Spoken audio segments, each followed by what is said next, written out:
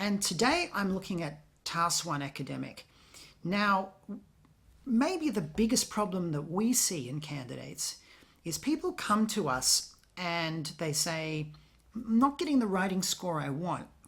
And then we look at their writing and we see their Task 1 is terrible. And we say, why is your Task 1 not very good? Oh, it's not very important. It's only 1/3 of the score. You know, my teacher tells me it's not so important. This is absolute madness. Task 1 is super important. And we're going to see today, because Task 1 has real penalties that are very, very, very easy to actually happen to you. So you've got to really be careful in Task 1. So I'm going to look at a Task 1 today, and I'm going to show you why this candidate is not going to get a good score. And hopefully you'll get some tips today about how you can avoid some of these problems. And I'm also going to show you how we, of course, can help you in your IELTS journey here. So let's look at this task. And I'm going to begin by looking at the task as if I was a candidate. So I notice here there are two graphs. They're both line graphs. And I also notice immediately that the time periods in both of them are the same. So we've got 1920 and to 2019. I also notice it's in the past. Okay, so for this task, I'm going to be using past tense. Now, so I'm going to start with the overview, as you can see. I always start with the overview, looking at the sort of the more general things that I can see before we look at the specific things. And the first thing I would probably say is that when I look at the first graph, all three categories increased. Yeah, that's pretty obvious. So all three categories, washing machine, refrigerator, and vacuum cleaner, went up over the period. But what I can say is that the trend for washing machine was different, was clearly different. Yeah. So the washing machine, not as popular over the period. Okay. So not as popular as the other two. That's what we can say. Also, what I can say here is I can move to the second graph. And what I can say here is the time spent fell, but most noticeably over the first 40 years. Slower thereafter. And because it's the same time period, I can compare the two graphs in the overview. And what I can really see here is that the rise of popularity coincides very neatly with the fall in the number of hours of work. Now, coincides means happened at the same time. It doesn't mean that one caused the other. I can't say that in a Task 1 because I don't have that information. So what I can say is the fall in hours coincided, which means happened at the same time, with the rise.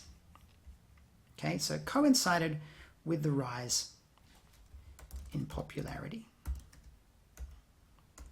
So I've really got 4 key things there in the overview. I probably don't need all 4, but you would need at least 3 to have a very good overview. So now I'm going to look at key features here. So I'm going to look at some key features in the 2 paragraphs. Now, as I said earlier, key features are really important. They're in the marking criteria. And if you miss a key feature, you can get heavily, heavily penalized. So I want to try and cover all the basics here. And the key features are generally things like beginnings, endings, high points, low points, moments of obvious change. And I'm going to highlight that, moments of obvious change. So I'm going to start by describing washing machine. Now, washing machine I'm going to start with because it was the most popular at the beginning of the period. Okay, most popular. So I can say most popular in 1920 and began at 40%. Now I'm going to just describe the trend here. What actually happened with it? Yeah, rose to 70% in 1960. Now, this is really important here. This is really important. Fell slightly to 1980. And this here is the only fall in the graph. So it's really important here. So there is a slight fall between 1960 and 1980, but this is the only fall I can see in this graph. So it's really important. I think for many examiners, this would also be a key feature because it is a unique feature. Rose again to around 3/4 at the end of the period. So I've described the trend for washing machine. Now, let's look at vacuum cleaner. So I would say second most popular in 1920 at 30%. Then obviously increased. We say increased, and I'm just going to say until 1960. And you know, I might use, when I write it, I might use a word like dramatically. Now here's the key thing here. Oh, sorry, wrong one. Increased steadily. I'm looking at the other one. So I'm going to say it increased steadily to 100% in 2000. So that line just goes straight here. But what's really important is that I'm going to say surpassed washing machine in 1960.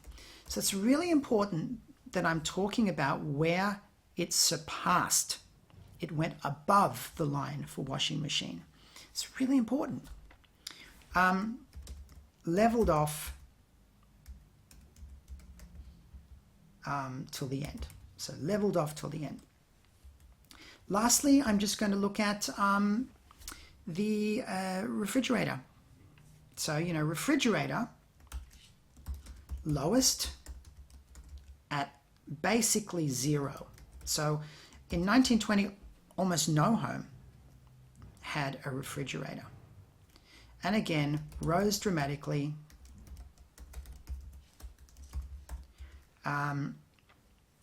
to 100 in 1980, surpassed both the others in around 1940. Now, I'm not going to describe every crossing, but that's basically what I'm going to do here. So as you can see, I've described the three. I've put a few little notes about where the lines cross sometimes. Now, when I actually write this, right, I'm not going to write it today, but when I actually do write this, I'm going to put in a few little comparisons here. But I'm just identifying key features here. Now, the second graph, which is the number of hours of housework per week, key features, again, beginnings, right, around 50 hours per week. Then what we can say is, again, fell steadily, fell steadily to 20 in 1960. And then, you know, a slower fall to just above 10 at the end of the period. So that's pretty much my key features that I'm going to use when I would write this task. So just remember, when I convert this to writing, I will be adding some little words here and there, but that would be generally the key features that I'm going to make sure that I put in to my writing. So let's now have a look at what this candidate actually wrote. So I'm going to look at a sample from a candidate, and I'm going to compare it to my identification of the key features. So let's look at this. So here we have an introduction, and the first thing I notice is the introduction is really long. Okay, it's 6 lines long, and look, what looks like the overview below it is maybe half that length. Now, your overview should be at least twice as large as your introduction, because the introduction is just introducing the background information, whereas the overview contains important information the examiner is looking for. So I've got no idea why this candidate would write a huge introduction and a small overview. So let's have a look. The line graphs show the proportion of families owned. So immediately I've got a grammar error here. Immediately a grammar error. Let me just make that a little more visible for you. Who owned electrical appliances, and how much time did they spend? Again, another grammar error. No did here. How much time they spent in doing, well, we know we spend time on, right? Housework every week between 1920 and 2019 in one country. Now, you know, this is copied from the question. I don't actually have the question up here, but it's copied from the question. So we want different ways to present the question. I might say here over it looks like, what is it? Over a 99-year period, perhaps. Then we have this really strange sentence where we're giving information about the categories. Again, this is unnecessary, and it's taking up room from important information. So we would delete this because you're going to mention this later. Then we've got the overview here. It is clear that the proportion of people who have electrical appliances at homes. So again, grammar error, not using the past tense, obviously. Now, at homes is wrong. We can say in homes, but if you say at home, if you want to use at, it has to be at home. Increased from, again, this is clear repetition. Remember I mentioned before, copied from the question. Now, from 1920 to 2019 is actually just copied from the sentence above. While the hours they spent in housework, on housework, decreased markedly. So there is an overview. It's okay, but it doesn't highlight at least 2 of the things that I mentioned earlier. So an average overview, but not a great one. So now let's look at the body paragraphs. So here we have the first paragraph, which describes the first graph. So that's good. That's good. Washing machine is the most popular appliance in 1920. Ooh, first of all, in 1920 with a gap. Now, I hope you noticed already were, okay? And I'm going to say were here because this has to be a plural. We're translating the name of the category into appliances. So washing machines were the most popular household appliance in 1920, with 40% of families having. So, I mean, lots of grammar errors here already. Compared to 30% of vacuum cleaner. For vacuum cleaners.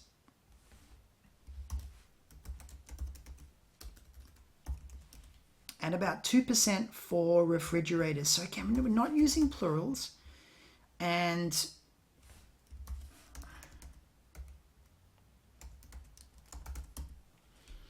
the prepositions, we're having problems with the ofs and the for. However, refrigerator saw the biggest rise. Again, the latter. Let's say the latter. We want to start saying, the last thing I mentioned. That would be good, right? The latter saw the biggest rise during the past few decades. So this is really confusing here, yeah? Over the following, the next few decades. It's really wrong here, yeah? And finally reached 100% in 1980. Okay. We can also see that the percentage of vacuum cleaner, again, percentage 4 here would be better, much better. Vacuum cleaners grew sharply to 200% while the washing machine increased slight. That of, I can use of here because of the at. Washing machines increased slightly to over 70% at the end. At the end of what? At the end of what? So I made a lot of comments here. And what you should notice is that the candidate is not saying anything about crossing, about when one category might have surpassed the other. So not the best, and clearly missing those key features here. Now let's look at the next paragraph. So according to the second graph, so I don't have the graph here, but remember the graph here was the hours spent. According to the second graph, there was, again, we've got lots of mistakes here, a dramatic fall of average housework from, again, repetition of the period. We don't need it. We wouldn't put it. In 1920, 50 hours was spent per week on housework. It declined considerably until 1960. Good. To 20 hours per week. Good. After that, so there are moments of good writing here. Thereafter, it remained steady at around. So again, we've got some mistakes here. So you can see I've made a lot of these comments here. So the second paragraph, okay, we got, I think that was quite well described. So most of the key feature problems were in the first body paragraph. Okay, so I'll now make some general comments about this task. So let's summarize here. Did the candidate identify some of the main trends in the overview? It was okay, but as you can see, didn't identify enough. Number 2, key features. No, it's clearly missing some key features here. When you only have 3 categories and there are clear moments when one category surpasses another and you ignore all of them, you're going to be penalized for key features here. And the task achievement score will be a 5 maximum, maybe even a 4. We can also see clear grammar errors here and a lot of repetition, repeating the same kind of idea or words many times. This is going to push the CC score down to that 5, 6. Grammar in the 5 range, lots of preposition errors. Vocabulary 5 to 6. So really this is a classic 5 to 5.5, what we're looking at here. You need a method to identify key features, beginnings, ends, high points, low points, moments of change when one line crosses another, when there's only a few. And also, can we compare the 2 graphs together? I think really important here for the overview. So we can help you with this. We have a very clear method that we teach people to be able to write this in 20 minutes and to generally be able to cover what the examiner is looking for. Also, helping you reduce the basic mistakes.